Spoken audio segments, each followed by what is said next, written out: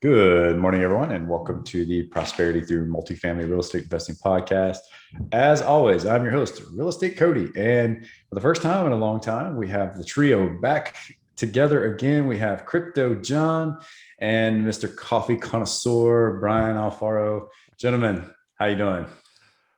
Great. I love the names always. They always give me a good smile. That's the Doing most good. important part. Doing good, guys. Pleasure to be joining you guys today. It's good. It's good to be back together. Brian is still like he's like Cody. When are you gonna give this name up, bro? Like I can't find the right name for him. I'm working on it, John. I like the coffee connoisseur. It's good. I thought so too, right? I mean, Actually, so I had Brian and I had a coffee the other day. He introduced me to pour over coffee. So if you're listening and you haven't had a pour over coffee, I think that's what you say, Brian. That's like it's awesome. It's amazing. It's a different experience in the coffee realm. I'm glad I was able to change your improve your perspective of Yeah. specialty craft It's coffee. We had a wonderful. Chemex, which is a pour over, so I'm glad you enjoyed it. well, Brian, we'll have to do a like 15-minute Monday minutes on coffee just for you, buddy. For I'm sure most of our listeners are coffee drinkers. So, but If you haven't had a pour over, it'll change your life. It's good stuff. pour over, got it, noted. Well, John, Brian and I recently had a really good conversation on the show related to raising capital and raising $1 million for your first capital raise, and went through our 6 step framework that was beneficial for us in our business. And so we liked that framework, thought it was a great conversation, and felt like it was a perfect way to segue into talking about more relevant topics that we have going on in our business. And I know you've recently come across a great opportunity that's going to resonate really well with a lot of our listeners. So we're hoping to talk in or dive into this idea or topic about opportunity zones, and I think more specifically opportunity zone funds, which you've been spending a lot of time researching on. So what is that? How's that sound to you? I'm all good with it. I'm actually pleased to educate the audience because this is something that I'm kind of personally doing. Um, Through all the contacts and different avenues that we've been introduced through Blue Oak Capital, I've made enough connections to kind of put some put some of the dots together and kind of go through it. And I'm actually doing it right now, so it's very topical and timely. Perfect. Well, let's start right there. Let's talk about kind of what led you into this interest in opportunity zone funds, because I know many people are probably fit a very similar profile that you do. Yeah, I think number one, I'm trying to think. Okay, what is my tax strategy? And I think people need to sit down and really ask themselves that question, especially with a professional. What's your tax strategy? What do you want to do? How much after tax cash do you want to have versus deferred tax accounts? And anyways, we're thinking about all this, um, and somebody mentioned I've always known about opportunity zones, but opportunity zones are a pathway in real estate that's federally approved to defer both capital gains that you have right now, as well as capital gains on the property that you invest in this opportunity fund. So recently, you introduced me as Crypto John. I've got some short-term capital gains I've got to do something with. That basically happened in 2021. It was cryptocurrencies. I sold a good bit of them. Anyway, so I've got these short-term capital gains that I was sitting on. I was like, wow, I could pay the tax man, but that's short-term capital gains, and that's going to hurt. Um, you're basically paying, I'll probably be in the 30% something bracket. And so that's not great. So the next question you have to ask yourself is, okay, well, how can I defer this? And that's where the journey started. Love it. Love it. And again, I think a lot of people are probably in a very similar boat as you, because in, I guess, relation to cryptocurrency has been really a hot topic over the past, what, 24 months, really? I mean, all of a Yeah, sudden, I'd say really since March of 2020, it's been pretty much up only. Except we've had a good down only period for the last month. But this is well, anybody can find themselves in this situation, right? So It's not, you don't have to be trading cryptocurrencies. This could be a long-term buy and hold, and you want to exercise some of your long-term capital gains. In my case, it was just happens to be short-term capital gains, but stocks, bonds, other real estate capital gains in general, it doesn't matter. Just whether it's from real estate or you sold a business. And in fact, actually, I talked to a business owner the other day, and he said, "Man, I really wish I would have known about this when I sold my business," because he was trying to defer uh, uh, the sale of his business. So I think he made just a bundle on his business, and he was looking for every avenue on that was legal on how to defer his taxes, because he knew the check that he had to write, and it was a 7-figure check just in taxes. That hurts. Yeah, just the idea that hurts. Yeah, no, exactly. So I talked to him about it, but it was kind of too late. But just listen, everyone that's listening, there are tons of ways, and you don't know them all. And go ask people, go ask tax professionals, but do a little research, do a little Googling yourself, because this is, if you go to H&R Block to do your taxes, no one's going to tell you about this. If you're filing a normal tax filing, and you don't have any extensions, and you don't have any, complex tax strategy, you're probably doing it wrong, because I can assure you, there's a lot of institutions out there that if you pay enough money, they'll basically figure out your tax situation so you can tax optimize it. And that involves usually a lot of deferral of taxes through various, segments of the tax code. If you've ever read the whole tax code, and not every expert is actually informed about every piece of the tax code. So in this opportunity zone fund example, it took me a month to find somebody that was really qualified, that like knew the ins and outs of this, because I didn't want to get in trouble. I don't want to get in trouble with IRS, obviously. But I also want somebody that's pretty confident when they're going to file, and, kind of represent you if something ever does come up. It took me about a month. It was not a trivial process. Yeah, I know you've been working on this for some time, but so I would argue that most of us as real estate investors, to some degree, get into real estate for the benefits of tax incentives or tax deferral strategies, right? I mean, that's not the only reason we invest in real estate, but it is a very powerful incentive for us to leverage as an alternative asset. And especially if you have a high tax burden, or you're a high net worth individual, whatever the case may be, it's a great way to hedge against that tax burden. Yeah. Go ahead. Well, I was going to say, it's a way, use the tax law to your advantages if you can, but it doesn't mean you should go do stupid deals in real estate just to get the tax benefit. I think Absolutely. This is number one. When you're looking at this, no matter what deal or tax strategy you have, when you're investing in something, invest in something because it's got good fundamentals, and you believe in the return and the narrative and the operators that are operating it. Don't do it just because, I think I can defer taxes on it. That's deferring taxes, or using some part of the tax code to generate a little bit of extra return, is the cherry on top. But it definitely is not the the chocolate sundae below. Don likes his desserts. Hey man, I was gonna say, don't get me started on some desserts right now. That sounds really good, but you led me right into the point I was going to make, and start getting into this conversation about opportunity zones, because the opportunity zone kind of was written into legislation, correct me if I'm wrong, with our prior administration, right? It was around 2016, 17, something like that. Yeah, it was 2017 Tax Cut and Jobs Act. Yeah. December 2017.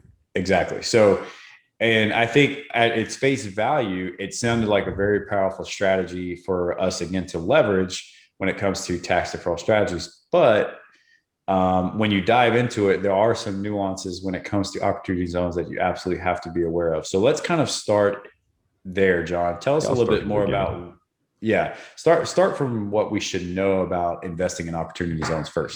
So number one, why is this a thing, right? So it came with the TC&J Act in 2017, December 2017, and it came because the federal government wanted um, effectively to incent private capital to come into uh, what were considered, poverty rate areas to effectively gentrify them.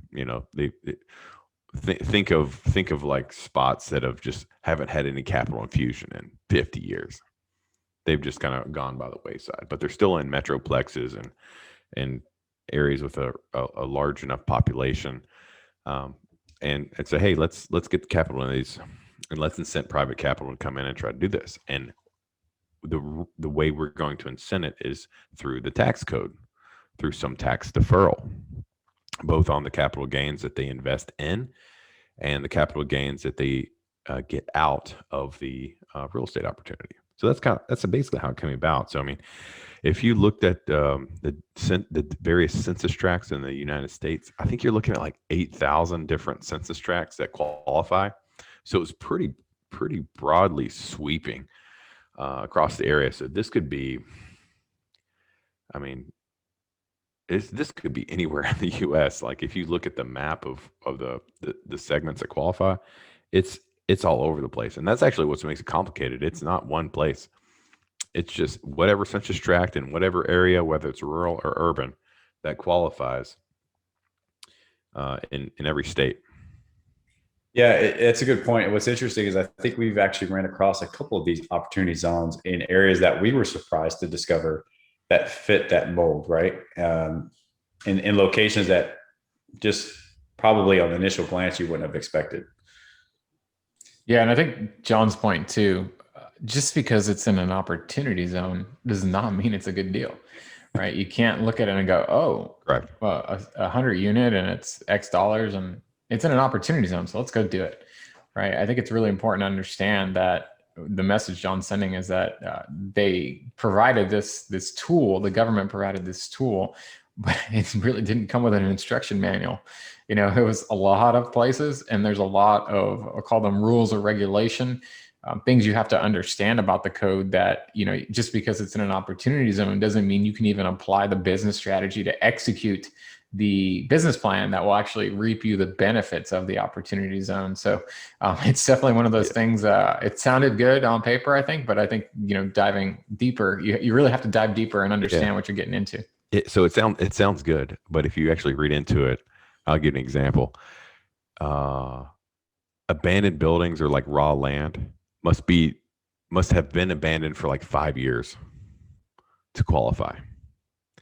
So like that's an area that's just like it hasn't seen any activity in 5 years. Right? It's rusty. You got to knock the rust off of it. And if it's an existing asset, you have to have substantial improvement, which is basically whatever you pay for it, you got to put in effectively what you paid for it. So if you pay $1 million, you got to put $1 million in, which is just silly. That's just silly. Yeah. So I mean, it's significant capital that comes in, right? So, but does that work in every area? No, it doesn't work in every area, and there are pitfalls in every census tract. Do you want to build next to the abandoned nuclear facility? I'm joking, but that's the that's the things you might run into. Well, to your point, John, I mean, look, we're all based here in Houston, right? And we have opportunity zones here across Houston. And some of these areas would be areas that I think we collectively would agree, like, that's not areas that you ever want to play in, right? Because number one, there hasn't been any regentrification in Lord knows how long. And number two, I mean, these are some of these areas you got to be careful because if you're the first and only one into that opportunity zone, you could be at a very high risk exposure there because you're not going to change the demographic, right? That's right. And remember, this is a federal program. To do this, you've got to have local support. If the local municipality is not with you, run. Like, don't stay around. This is a federal program, but it's got to be supported at the local level, and the local level's got to support you because I mean, hey, you're going to the city council meetings. You're like, hey, I want this tract over here. We think we can do X, Y, and Z. Do you support us? Can it be pushed through? And so if you're a developer, there's a lot of elbow grease. I mean, there's a lot of handshakes that need to happen at the local level for this to get done. So just because it's a federal program doesn't mean it applies everywhere. Yeah, you have to have an alignment of interests with everyone, right? There has to be motivations on all sides. The community has to want and or need it. Maybe it's one of those situations where everything around this particular opportunity zone has been gentrified or is gentrifying and is a great area to live, but there's just one particular pocket that just hasn't quite gotten it yet. Or maybe the local municipality is just ready for that change, whether it's tax dollar incentive based or they're just looking to improve their communities. If they're not looking to align with these investors, with these operators, and to actually help you sort of bend the rules or move the line in the sand, so to speak, to kind of make these things happen and see them be successful, you definitely don't want to be dealing with local regulation challenges along the way. It's going to make it really hard for your project to be successful. Yeah, I mean, and this is same applies in all real estate. But number one, is this area in the path of progress? Do you have local support?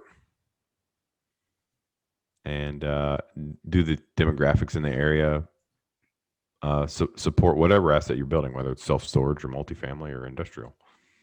John, and speaking to the local municipalities in some of these opportunity zones, in your research, have you ever found the political turnover to be a considering factor in working with your municipality? So maybe you're working with local government officials at the start of a project, and let's say 2 years from now, a new administration or new local government gets elected in. Can that change the trajectory of the support in your 100%. opportunity zone? Yeah. Interesting. So we have areas that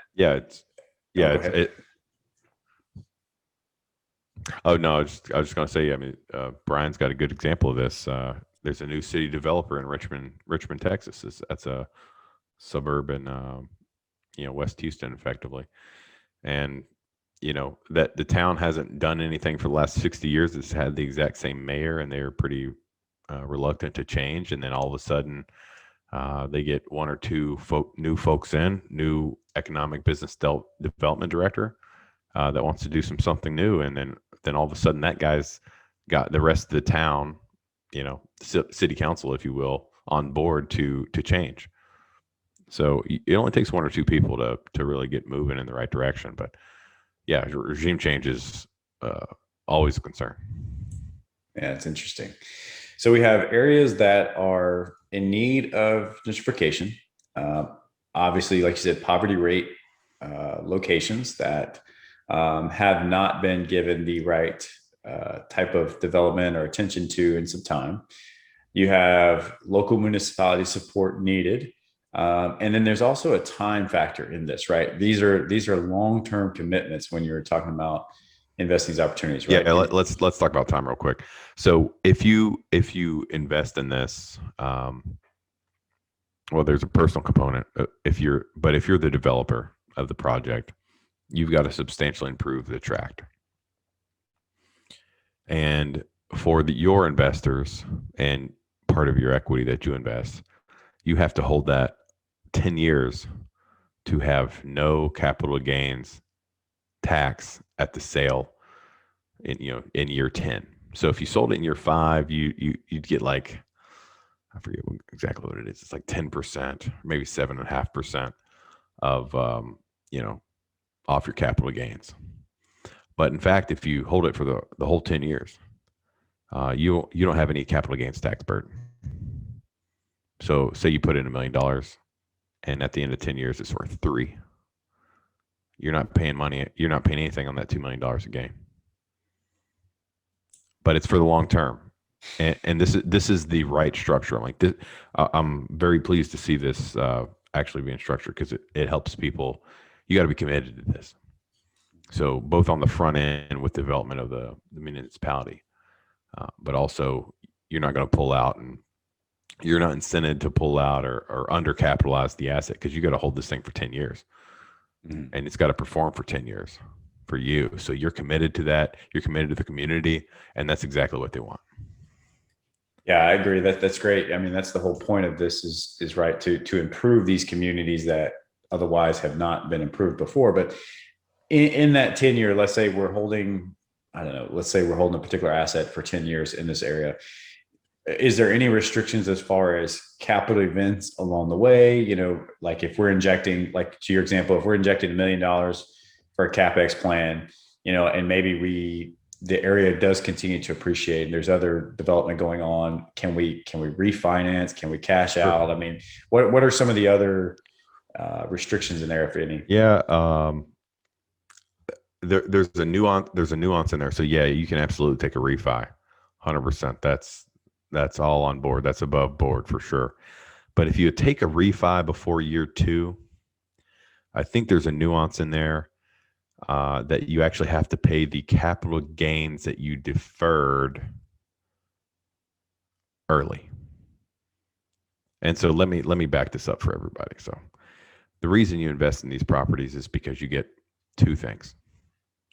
One, you get deferral of your initial capital gains. So in my case, I get to defer the short-term capital gains on my crypto sales until December 31st, 2026.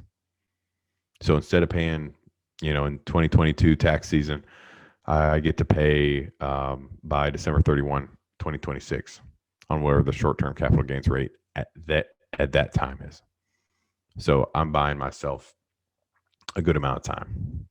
And then number 2, on the actual property, you get to defer that capital gain. So if that property appreciates $2 million and you theoretically have a $2 million cap gains on that, if you hold it for over 10 years, you don't have to pay anything.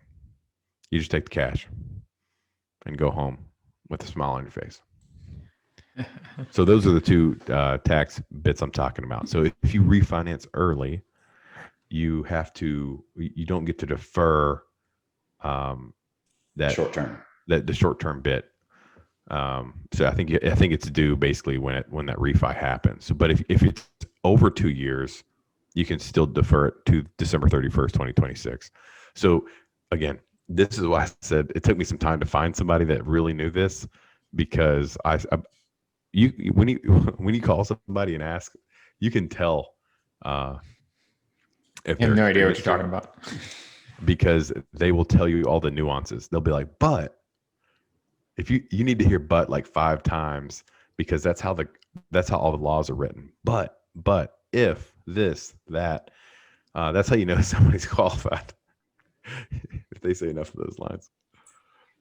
Well, and to your point, I mean, that's such a great point, is because I think, a lot of people that have heard about opportunity zones and take it for face value, they're like, oh, hey, this is great. But if you're not really paying attention to all of the buts or the what ifs or this or that, you're committed to this long term, like you said, 10 years. If you're going to maximize the incentive. And by the way, you're in areas that are going to take a lot of elbow grease. I mean, these are not areas that you're just that you have to have a stomach for this, right? Well, this is a point I want to talk to people about. There are funds out there that aggregate 20, 30 different opportunities across the United States, and it's a fund. All right. And so you've got 20 or 30 different locations that you're probably not familiar with and you don't know the details of.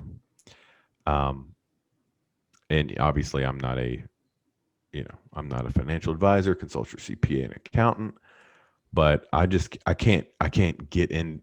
I think there's way too much risk with opportunity zones to spread out over 20 different deals. Now I understand the theory of diversification here, but I think you get square ways, because 18 of those could be in just absolute garbage locations next to a nuclear plant, just because they're easy to do. Just because it's easy to do doesn't mean you want to do it. I agree. In this case, what I'm doing is I am creating my own fund. That means I get to identify what I want to invest in or not. This is a key part of the flexibility. So literally, I can set up a partnership or a corporation. I chose a partnership. So my wife is part of the partnership. And it's literally, we're filed in Texas as a partnership. And we have until June 30th of next year, so basically a full year, to identify a property or properties of which to invest. And 90% of the funds that I put in the partnership bank account need to be dispersed by then. John, can I clarify that? I just want to make sure to understand. Into a particular property or an opportunity zone, like a location? Into an opportunity zone. Okay. So not a specific. A qualified real estate investment. Okay. So this is a powerful strategy. So essentially, to clarify everything that's going on, because I know this can be very confusing. John created an opportunity zone fund with the intent and purpose of investing in a particular opportunity zone project. Correct. Because he created that own personal fund, he now bought himself, let's just call it 12 months for the sake of simplicity, to go and find that opportunity zone. So when you think about that as a strategy, that's insanely powerful. Let's say John was selling his business and he's going to have $1 million in cap gains that he has to pay.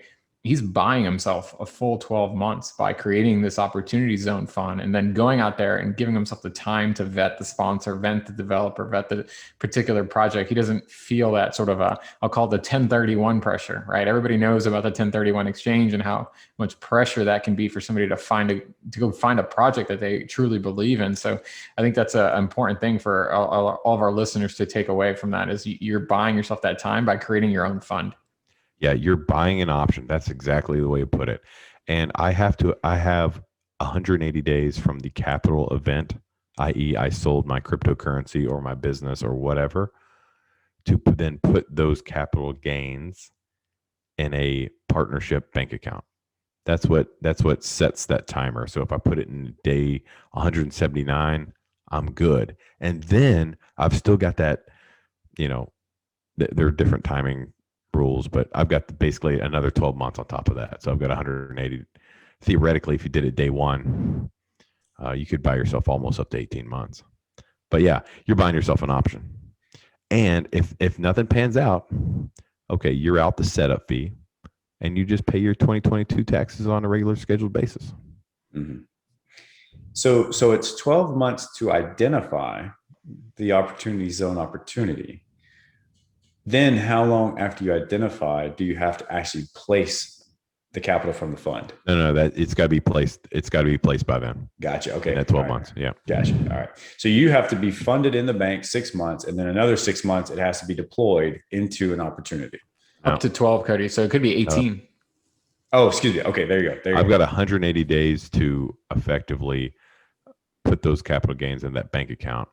There you go. And then that timer on the 12 months. 12 months starts. There you go. Now I got it. Okay. Now and just for people that are dealing details, it's not always 12 months, and they're different calendar. This is why you have to talk to an expert. But yeah, effectively you're buying yourself a 12-month call option. Yeah, gotcha. Okay. So let's talk about then how are you going about identifying these different opportunities, whether it be looking for sponsors or particular opportunity zones that you personally want to deploy the capital to. This is by far the hardest part. There's 1,000 different. Okay, number one, there are funds. So if you Google Opportunity Zone Fund, you will pull up funds. Origin Investments comes to mind, and these people aggregate various Opportunity Zone investments and put them into a fund on which then you can invest in. Individual opportunities still exist, but it's not like there's a database of these items. So it's really network, LinkedIn. Now, fortunately, Blue Oak Capital, we have a pretty good network, and one of the guys in fact in our network is investing in one of these and developing a project that I'm 99% sure that I'm going to be in. So that kind of solved the issue, but I would say that's probably the hardest part is finding the opportunities and actually the sponsors that are working it and coming into it. Do you find in your research there's a lot of other operators participating in these opportunity zones? Like Yeah, I haven't ran across too many that are like, oh, so it's a different it's a bit of a different, it's not your traditional syndicators that are running this stuff, Cody. It's your real estate developers. And the real estate developers are like, hey, we're going to need some equity for this, and that's how they get these funds involved. That's the main pathway. So it's really developer to a fund structure, and that fund structure is on seeking equity to roll into their project. But obviously, it's divided by 20 or 30 different projects across that fund. So it's a little bit of different. So if you're big in the development community, real estate developers, you'll probably find more of these than your traditional multifamily existing value add strategy kind of syndicator out there. gotcha. So let's talk about some of the, I guess, return expectations in investing in this fund. So capital is deployed, you're in an opportunity zone. Let's call it a 10-year commitment. What does the fund structure look like then for that capital? Well, for me, I can't comment on the other the other funds. Origin Investments, again, I'm pretty sure that one's extremely public. So you Google that one, Origin Investments, Opportunity Zone Fund. I think they've got details on their returns or pro formas.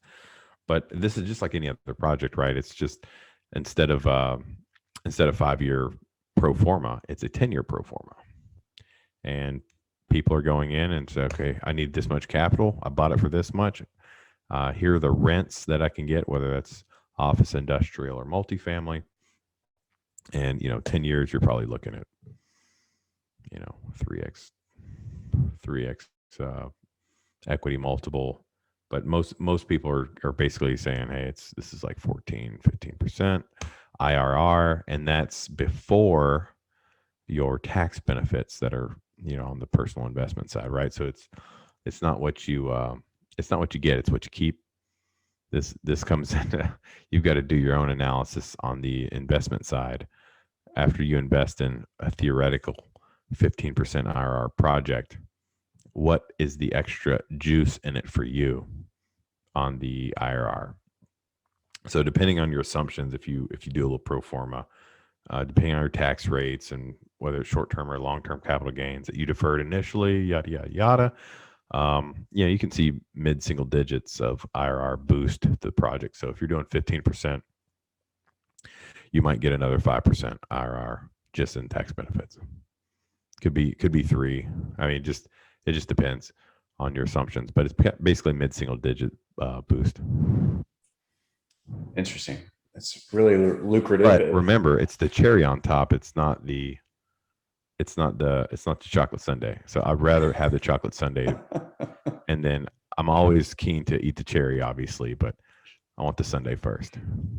For the listeners that don't know and didn't catch on to Brian's comment earlier, John loves his sweets. I do love sweets. I do as well, buddy. So, but going back in, because you mentioned this a second ago, the asset types too.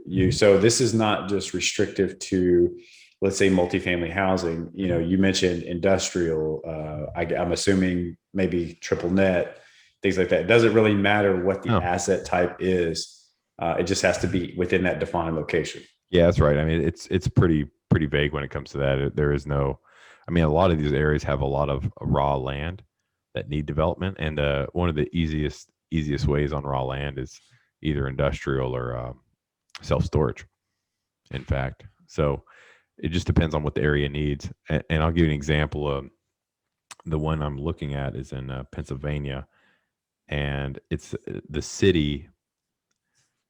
There's no growth, there's no available land to grow new multifamily capacity. And it's kind of got a little hopping downtown, but it basically had some old brick buildings that were used, 50, 60, 70 years ago as old Woolworths or Sears and Roebucks. And that just space wasn't needed anymore. And so, but the demand for units is still there. And so they're like, well, we don't have anywhere to go, but we could convert this old brick warehouse into Class A multifamily. And so, okay, let's do that. And everybody's supportive. And there's all kinds of migration coming from New York, obviously, in the past 12 months, but there's nowhere else to go or expand. So they've got geographic limitations on where they can go. So conversion makes perfect sense in this place. So it's in the path of development. It's in an existing area that already has Class A, that has the business model already proved out. In fact, the developer already built a Class A, or effectively converted a building to Class A, so the business model is already there. So I've got migration, I've got business model already established, and in the path of progress, and land's constrained. So, check. Feels good. Yeah, nice. Hypothetically speaking, what happens if in this example for this conversion, for example, something, knock on wood, something drastic happens, right? I mean, I don't know, funding falls through after it's under contract, or maybe you're undercapitalized.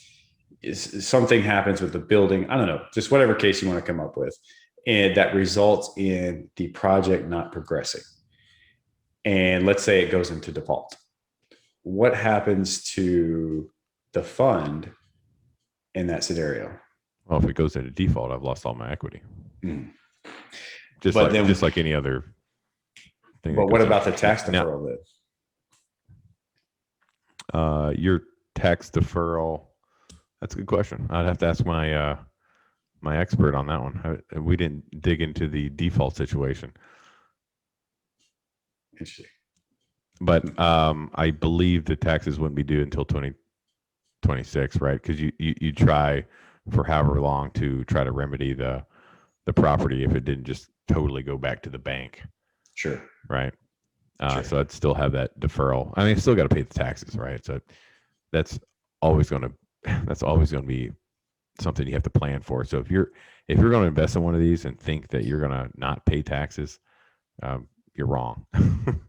And you need to make sure you have a backup plan on how to actually pay those taxes, especially if you're relying on a refi. Because that's the scenario for me. I'm not going to rely on the refi at year 2 or whatever, but it'll be really nice to have to pay those taxes off. Mm-hmm. But I won't have to deal with that until year 4. So I've got if refi doesn't happen by year 2, okay, now I've got 2 years to really think about how am I going to pay these taxes if this refi doesn't come through. That is a golden nugget, I think, for this entire episode. That probably translates across all of any tax deferral strategy we use in all of real estate, right? Is always plan to pay the tax. You're going to be on the hook for that. So don't spend every last nickel you have just totally relying. You're like, man, this refi's got to come through, otherwise I'm going to go bust. Like, you cannot. That's not okay. That's not okay. You can't run that tide on the edge. Yeah, that would be a very good day. Have a plan B for paying your taxes. I'll just say that. That's probably so I've definitely gone through that scenario on, okay, what do I do? How much cash do I want to have on hand at any given time? And how much, lines of credit or whatever by X amount of time to pull in case, refi never happens and I need to start, getting ready to pay that nut. Brian's wheels look like they're turning over there. No, this is such an interesting strategy, and it's a very unknown sort of foreign strategy. Everybody's heard of the term opportunity zone. I think John was probably the first person to educate me on the personal opportunity fund. And I think that's such a powerful tool for the right individual, right? It's not a strategy for everybody. It doesn't align with everybody's investing thesis. But if you find yourself in a situation where you have a potential hefty capital gains, whether it be short-term or long-term, and you have the risk tolerance and the patience for a 10-year play, then this could be a very powerful tool for any type of investor who's looking to defer taxes. And again, we're not talking about not paying taxes. We're talking about deferring taxes, which I think we're trying to be as clear as possible on. So no matter what, at the end of the day, the deferral eventually, ideally you keep kicking the can down the road, but you always have to plan that one day you will have to pay those taxes. So being strategic about that long term and just making sure you have the capital in hand if needed, I just think is super important, whether you're investing in an opportunity zone or you're just doing a standard syndication and, you know, taking your K1 and sort of kicking the can and as much of that down the road. One day, Uncle Sam will get paid because he always No, gets death paid. and taxes. Those are only two real things. And the more I read the tax code, I'm like, don't mess with Uncle Sam. He's getting his money. That's for sure. That's right. But no one knows about this. To be honest, no one that I've really talked to. People theoretically understand it, but I didn't know I could roll my own fund. Because let me ask you a question: if somebody says, "Hey, I'm starting a fund," you immediately think that must have taken 5 years to start. That's very complicated. That involves a lot of lawyers. That involves blah blah blah. And I'm here to tell you, it was basically 2 emails. And then all of a sudden, I'm a card carrying member of the Opportunity Fund club, and I'm there you go. It's in the tax code. It's really easy to do, but I thought it was way more complicated. So that's number one. Yeah, I was going to say, it just goes back to, you mentioned this the first time we started, but your network is your net worth, right? If you're not asking questions, then you don't get answers to things. So you would have never discovered this strategy, this tactic, this tool, if you weren't just out there turning over as many stones as you can. So I agree. I personally have never heard of this. So I cold called people. I literally Googled, and Google's your friend, man. Just like I literally Googled Opportunity Zone consultant. And then I called the top 5 or 6. And then some guy from like North Carolina called or answered the phone. And I was like, "Hey man, you don't know me, but I saw you're the 5th spot on Google. Give me a referral. I want to meet somebody that's actually used you before, and then we'll talk." And then I met this guy who sold his business. He used this guy. There's a whole story, but anyways, it was a very powerful like networking meeting. And it was just through kind of cold calling. But I think to your point, I think these resources are out there. If you go looking, you have to know what questions to ask, though. Yeah, that's. I mean, so you've got to have a little bit of education. You don't have to know everything, but just like know some like 3-word phrases, opportunity zone fund, and asking questions about that and like peel that onion back for me. That's all that stuff is powerful. Interesting. John, for those who, obviously we're trying to educate people on this because this could be, like you mentioned, a pretty powerful incentive for somebody with that capital gains burden that's coming up for them. But maybe there's listeners out there that are like, hey, I actually want to go create a fund, or I have experience creating funds. You mentioned kind of identifying the right personnel as a consultant, but what are some of the costs associated with getting these funds set up? I mean, is it pretty cost intensive? Or? Yeah. So, I mean, I'll just be straight up with you. It's basically $3,000. I think some people will charge you more, but setup costs are with a consultant that knows what they're doing. That's pretty much you can do it on yourself. You can do it by yourself for cheaper, right? It's just registration fees and a few other fees you might have to pay. So you could definitely be sub 1,000. But if you actually want the expertise and somebody to help you on the back end, so the filing is not the hard part. It's filing on a regular basis every year, because this is not a one-time deal. This is a annual.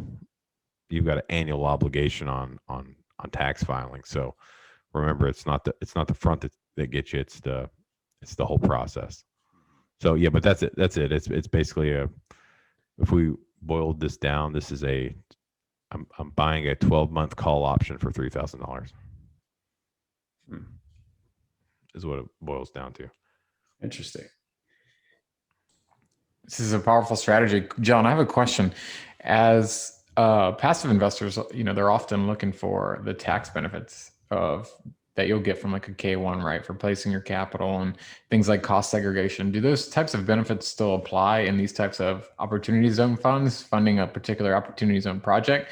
Or how does that kind of shake out, considering you're already sort of leveraging tax benefits, it's almost in a good way. It sounds like you're sort of double dipping if you still get that benefit. Yeah, it's the same approach, right? If you're going to get a K1 from your investment, and all that is normal, but you're going to have some stuff on the back end of, hey, I'm deferring my capital gains from the initial investment. Like that's just a separate deal. So there's no changes to. Yeah, think of this as a normal deal, and there's just that cherry on top. Got it. Yeah. It's a completely different strategy, but we've seen something very similar with the deferred sales trust, where you can take that capital gains deferral and recycle it into another syndication and just recycle the tax deferral on that as well, right? So it's great that they don't just lump it under one and say, okay, you can only do one or the other. It's like you can really compound off this if you're smart. So I'm gonna pause there. If you start thinking about some of this stuff and asking the right, like, smart enough people that are experts in this questions, you can actually come up with some really creative structures. So, like deferred sales trust. One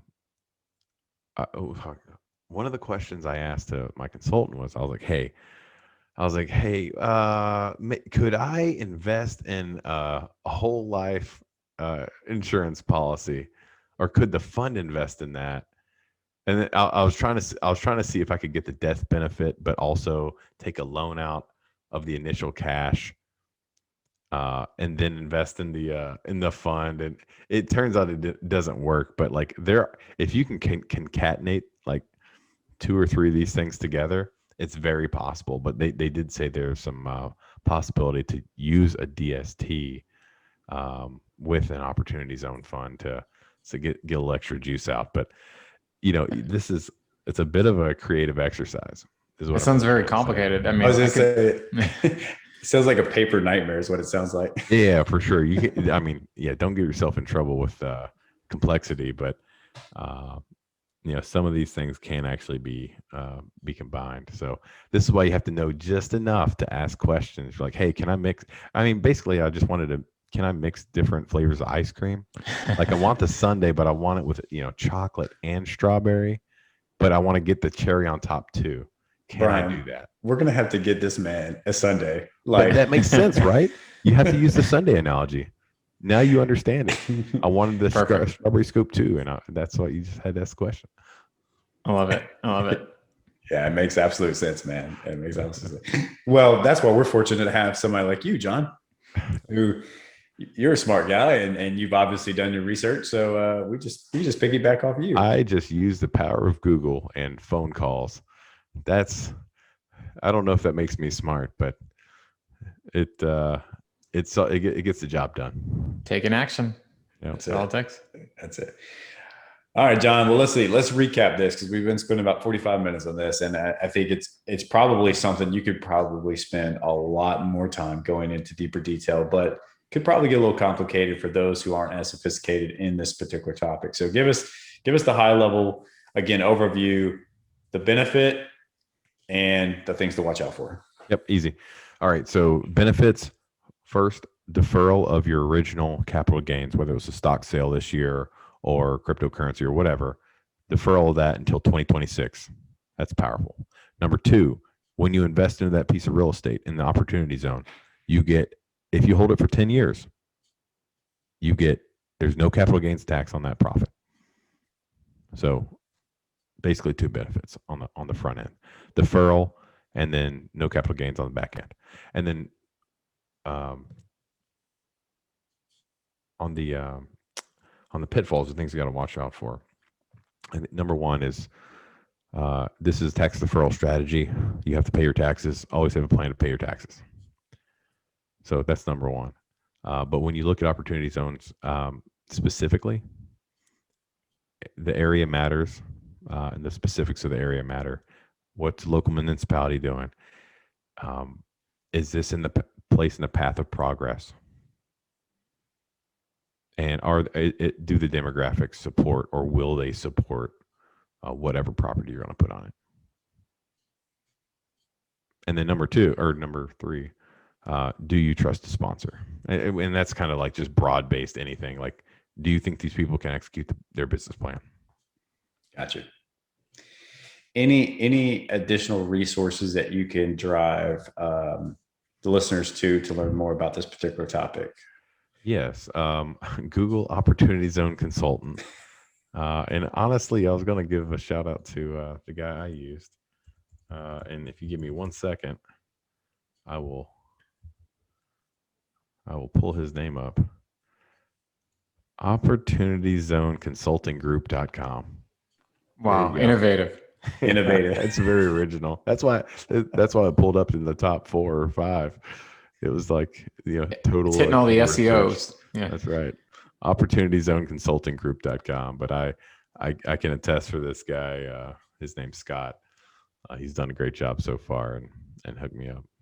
Awesome. Well, we'll definitely make sure that's in the show notes. Again, I think this is a very powerful incentive for people to really try to learn more about, especially if you have both those short, long-term capital gains burden that you need to really alleviate, so to speak. And if you want to learn more about this, our very good friend here, Mr. John Batey, is a great resource for you to turn to, at least to be a good resource of who to go to, if anything. And we'll be looking for more of the information on that fund, John. So, well, great stuff, man. Really appreciate it. Again, Brian, we talked about this last episode. Love this format. This is something we definitely should do more frequently, and definitely look forward to having the trio back on to discuss more things related to commercial real estate. So, anything else, gentlemen, before we take off? Oh, let's go get some ice cream now.